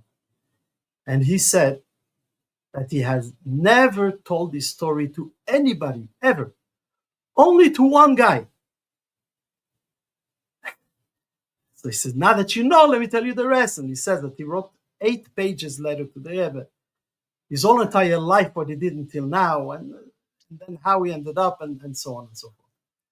So this was, one of my, I would say, first significant Shlichus that I saw the Rebbe's involvement in everything. And today, this is very, very negia for today. Young shluchim who never saw the Rebbe begashmias, who are going on Mesus Nefesh. They're going far away. This became the Shlichus. And sometimes they may ask themselves, who sent me? The Shliach Rashi of the state sent me, the Rebbe. Did I decide to find a job? This is my career. What is it? No, the Rebbe picked you because the Rebbe wanted you to be there. He didn't have to tell you anything. And this is the way it was. Chaim Chayus in the very good years. Man, it's the best year of Lubavitch. This is still the way it was going on. And you're saying that this is the same thing that's happening today. Exactly. When somebody is going on Shlichus today, it is not because his father happened to be a Shliach in that area and he kept the spot for 25 years for him. There was no Jews there until he got married. That's not the reason. The reason why he's there now after 25 years of his father being there is because that's the time the Rebbe wanted you to be there.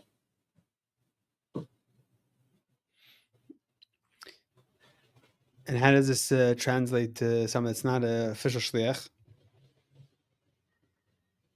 Well, the Rebbe said many, many times, especially in, when the Rebbe started, Mem Zayin, Mem Ches, Mem Zayin Bifrat, with every house, a Chabad house. What does it mean you're not a shliach? You're menahel of a Chabad house. Wherever it is, you're a shliach. What does it mean, the shliach? There's an interesting thing that Benjamin Klein told me once. I had an offer once to go on Shlichus. No, not on Shlichus. I had an offer once to become a Rav in.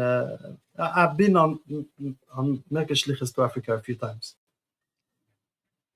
And so after I got married, I got an offer from the Kehila. What year did you get married?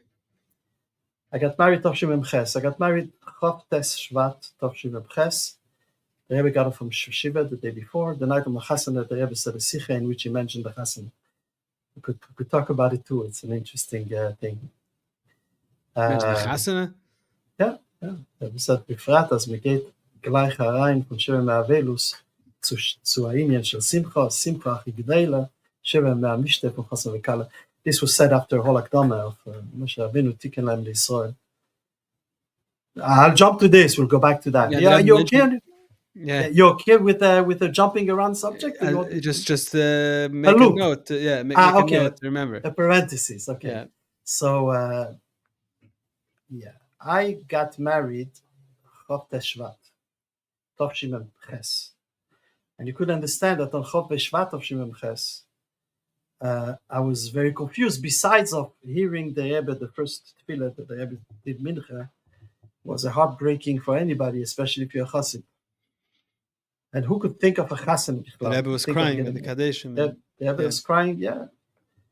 When he said that by Chazos Hashatz, it was passionate, tearing me apart.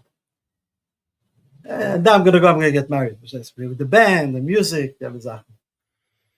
So anyway, so I actually asked the Rebbe what if we should do anything differently, and the Rebbe told me you don't need to ask because the Rebbe already said to all the meisters who had things planned not to do anything differently.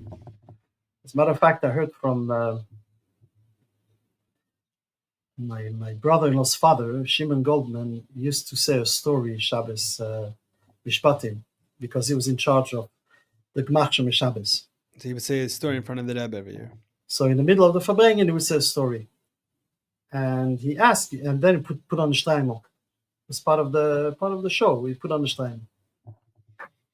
So he asked if maybe this time is because the farbrengen will be in the Shabbos in the middle of Shiva, and maybe it will be more as a darker kind of environment, He asked if he should say a story, and with the Streimel, and then the Rebbe said yes, and there's a longer story. It's a longer story than usual. Like the Rebbe didn't want any changes whatsoever. The Poyel, the night before, the night before the Chasana, the Rebbe gave $. And then the Rebbe asked that there should be a farbrengen that begins in the house. And the next night, Tuesday night, was a farbrengen in the house. And the farbrengen should continue Wednesday night in 770. The Rebbe gave 2 bottles of wine, the big bottles, the half a gallon, yes. 2 bottles of wine, one for the house, and one for there was a farbrengen in the house, and the continuation was a big farbrengen in 770 the next day. Shia Pinson called my shver. Gabbai. Yeah, Shia Pinson was the Gabbai in 770, and he's the one who made the announcement what time what will be. I think he announced that there's going to be a farbrengen in 770. The Rebbe said it should be in the house. So then he said it's the hiskashrus is going to be in the house, and then yeah. So Shia Pinson asked my shver. He called my father-in-law to find out the times of the wedding. Who's your shver? My shver is Jerry Simon, Yankel Simon. He was a famous caterer in Crown Heights. He was the caterer for the Kinus HaShluchim for decades, Kinus HaShluchus, the Gvirim, the Machanei Soa Special Development Fund. Crown Street.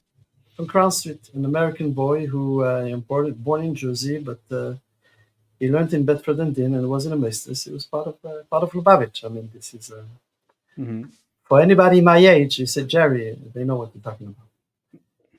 So he asked him what the shver, being the patient guy that he was. He says, "What's your business? Why are you asking?" So he says, "Because there's going to be a farbrengen tonight in 770, and they ever want to make sure that I'm not going to announce the time at the time of the wedding. So I had to find out before." So I mean, I'm not into the such a gentleman kind of guy, but sometimes you just can't go around it. The Rebbe was sensitive about your chasana. Yeah. But for the Rebbe, this farbrengen was negeb nefesh. The Rebbe gave mashke, the Rebbe gave a bottle of wine. The Rebbe gave directives. Start here, continue to 70, and yet is that Frenchie getting married on the street. I'm not going to ruin the party for him. Good. Anyways, after I went for $, after the Sikha, and Rebbe Groner told the Rebbe that I'm getting married tomorrow, the Rebbe gave me an extra $, and then he gave me another $, and he says, "I'll give him some kala noch in chuppah. Give over to you kala after the chuppah." My wife also went that night, and the Rebbe told her the same thing. Rebbe told the Rebbe she's getting married tomorrow, So the Rebbe gave her an extra $1 to give me by after the chuppah, also after the chuppah. So basically, Cheder Yichud, we exchanged the dollars. The next morning, the Rebbe gave dollars again. And so I went by. I didn't say anything. I went by. My father was also there. So when I went by, Label told the Rebbe, I'm getting married today. So the Rebbe gave me an extra $1 and told me, abgeben zum Kalle noch ein Sheva Broches. The first one was noch ein Chuppah. So I already had one for the Chuppah. So I said, give to the Kalle after Sheva Broches or in mitten Sheva Broches. That's what Rebbe said. Then I went to get the Siddur from the Rebbe on that day. The Rebbe went to the oil that day. And I went to get the Siddur.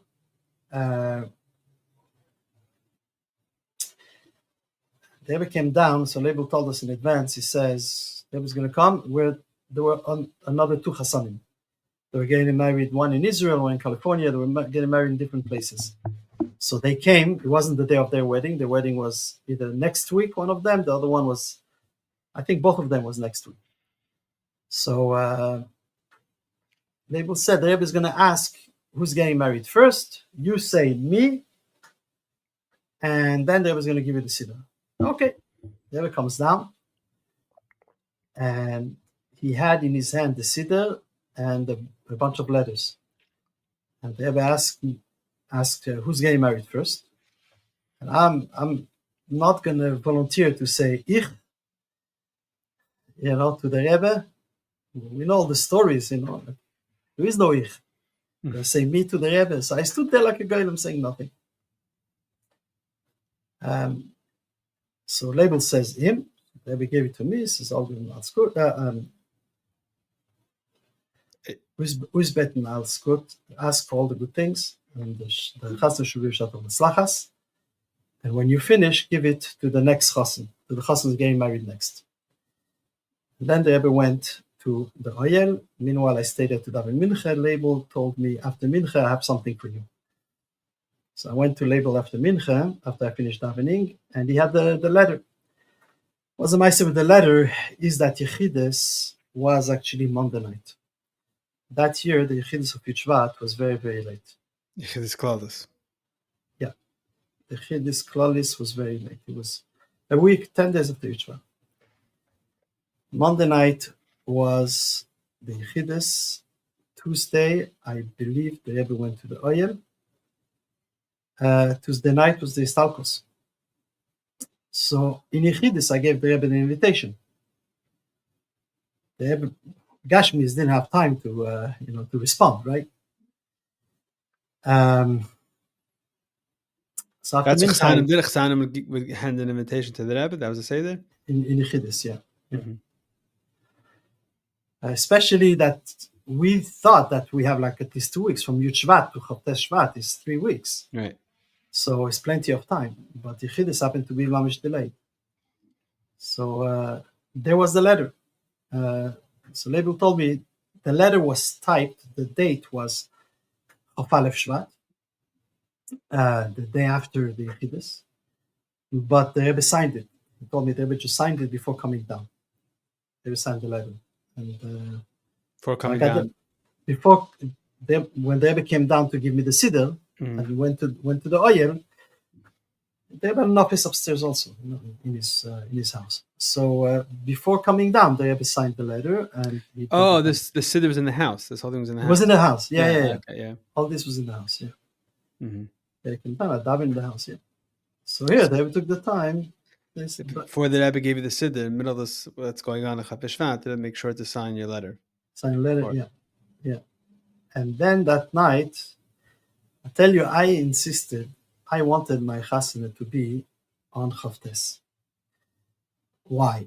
Because I'm getting married in winter, and I wanted that, I want, after the chuppah, I want to be able to go to the Rebbe with the kala, and the only way you could do that is if it's a day the Rebbe goes to the Oyeh. Because, it's going to be very, very late, so there's a chance. So, Bedafke, I wanted to get married Chavtes. And turned out that the Rebbe did say Sikha, but we didn't make it because it was put before the Chuppah, whatever it was after. Maybe I should have gone myself. It was after Badekin, the Rebbe started the Sikha. Mm-hmm. So I went to the cemetery to get dressed, with the kittel and the alazachen, and I heard the Sikha over there. Yeah, maybe I should have just walked to the Rebbe's house. I'll be back, but I don't know. I guess it wasn't the right thing to do for a chassan. But nonetheless, the Rebbe said the Sikha. And in the Sikha, the Rebbe said that the Rambam writes that Moshe tiken lam leYisrael shoyim me'avelus. Moshe has instituted 7 days of mourning. And immediately, in order to counterbalance it, he instituted the Sheva Ma'amishte, that when the chassan and Kala get married, they also have 7 days following this event of celebration.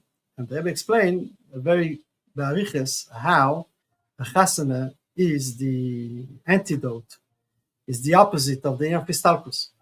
That the chasana is a concept of binyan adad, is about eternity. And the way to balance out the Inyan of Sheva Me'avelus is with the Sheva Me'amishte, the Inyan of going, the of Chasan Kale, binyan adad. And then they ever said, and especially that we are going straight into, from the Sheva Me'avelus, straight into Inyanim Shel Simcha, and which is the Simcha Achigdaila, the Simcha of Chasan Vekala. And then this is the Inyan of Simcha Chasan Vekala, Zoichel Lechamisha Koilos, that had to do with Matan Torah, that Matan Torah was also the Chasana of the Eibishter with the Yidden. This Sikha came out Muge, by the way, and I saw the Haggadah. In the Haggadah, they have added Simchas Chasan Vekala Vechadoime. They've added one word. But from the audio and from the Tamlil of the verbatim of the audio, you see, that's what they said, Spoke about the Chasan Vekala. Then they've added that we're going to Inyanim Shel Simcha. They made it plural because I guess there were other things. It wasn't just all about me. We've been talking about me. That was being including more. Yeah, including more of this. Versteht sich that after that Sikha, the Simcha of the Chasana was unbelievable. All my friends who were not in a mood for a wedding, for sure came, and everybody else came. Being that Mashver was a very good caterer, so he was able to add a few tables. Actually, some of my friends remind me this. How after the Sikha, Mashver added a few tables to the hall. So he knew that the Elam was going to come to the Chasana. Yeah. He saw that it was a very, very favorite Chasana. So once again, this not only the sensitivity of the Rebbe asking what time is the chuppah, what time is the chasana before for the farbrengen to take place, but in addition to that, they were mentioning it by a sikha. And in my position in public service, I have had many opportunity to show the sikha to chasanim who had just lost someone right before, or the family of the Kale lost someone right before, and so on. So I always gave them this encouraging, sikha to say, this, what you're doing now, zayin b'simcha, because this is what is erasing whatever you have lived, experienced until now.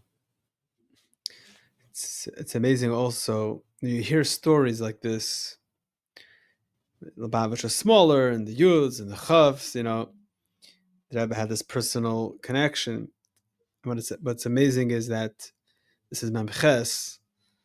Lubavitch is huge already, and it's not the same. It's not Tafshin Yud. It's not, but the Rebbe made sure to have that personal shaychus with every chassid, like in that way. It's like it's unbelievable, that type of thing. Yeah, no, it is. And of course, those days, the Rebbe davened in the house for the year. And so I was a chassan doing Shabbat, so I had access, I was there for every tefillah, because like this, I don't say Tachanun, the Rebbe's minyan. Somehow I got to Ma'ariv also, even though there is no Tachman. But there's a chassan, so every time I came in, I was able to be there. During Shiva, there was mamish measured. A lot of people were there, so it was, but then the whole week after that, I was down with the Rebbe all the time. Okay. Amazing. So it's Yom HaSmuchim, before or after, by the time this goes on to Gimel Tammuz. And the whole year, it's important for us to know about our personal connection to the Rebbe. Every chassid and every person in the Dair and every person in the generation has this connection to the Rebbe. Sometimes you know it, sometimes you see it, sometimes you have a story. But I think it's also important. I think one of the ways to arouse that feeling and that connection is to think about the Shlichus and the personal attention that the Rebbe gave either to you or to your mishpacha, or to your father, your mother, your brother, your zayder, and those that didn't have that, hearing stories like this can really help us understand, the personal connection that every chassid has with the Rebbe. Yeah. Okay, Rabbi Dahan, and thank you Pleasure. for the warm farbrengen, and I believe that I enjoyed every word. So I believe that many will too. And it sounds like we need to do a part 2. So let's do a part 2 a different time. Good. Because I was gonna follow up with another Maise how the Rebbe paid attention, but we could leave it for a part 2. So say another one. Let's go. Okay. This is a free conversation, Okay, So free flowing. it's like a All right. farbrengen, you think it's done. Yeah, absolutely. Yeah. So I'm saying l'chaim the whole time over here. yeah. I have my water. I'm like l'chaim avasser. It's good. Very good. Another story. I'll tell you actually two very quick stories, but and then the part 2 we'll talk about concepts like this. Okay, go. The Maise is that my I saw a letter that my father got when my older brother was born, and on the letter the Rebbe writes the date. It was written as Ches Cheshvan was typed. The Rebbe turned with a pen. He changed the Ches for a Zayin. And the letter is a regular letter, the same letter that I got when I had a baby boy.